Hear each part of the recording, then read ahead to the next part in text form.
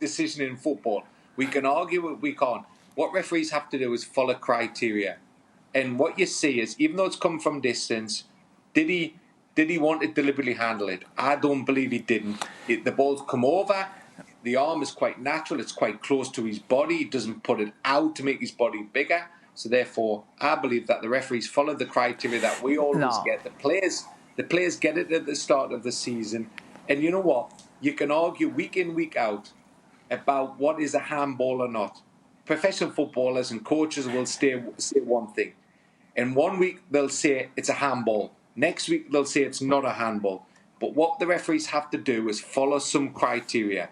And if the arms are natural or quite close to the body, even though it's coming over the shoulder, I don't believe this player ever, for me, wanted a handball. And I don't see any angle that he throws his arm out to make his body bigger. I just think it comes over his shoulder, it hits his arm, it goes to Rashford. For me, I just don't believe that any referee would give this as a handball from what we follow in criteria. Frank? Well, you know what? Before following criteria, I think they have to follow the rule. That's what I think, Mark, really. My concern is, yeah, in my time, it would have been stupid to give a penalty because the guy is showing his back, he's not playing the ball, and he accidentally touches the ball with his arm. Yeah, therefore we'd have thought, no, he didn't do it on purpose, so we don't give a penalty. But nowadays, there are rules. And if all ref, they don't stick to the same rule, deciding, well, you know what, his arm is only maybe 2 inches from his body, so I won't give a penalty. No, his arm is not stuck to his body, therefore his arm is a little bit on the side, therefore is making his body bigger, therefore there is a penalty because there is only one rule and there is only one way to explain that rule. So I'm sorry, yes, it's stupid because it doesn't watch the ball, it doesn't look at the ball, but it touches the ball with his arm, and that's the new rule. If the arm is not stuck to his body, that's a penalty. No, Frank, explain to the viewers then, what is the law?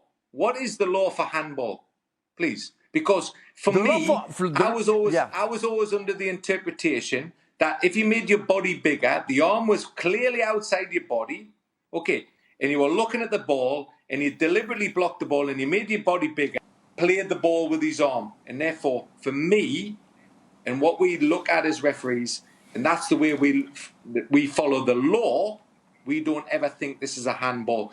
You as players might say, you know what, he's deliberately handled the ball because you're the experts, you know what players do, but we have to follow some criteria within the handball law that we will always follow to try and be as consistent as possible. And I believe when I follow Premier League and we see handballs, I never ever expected this to be a handball.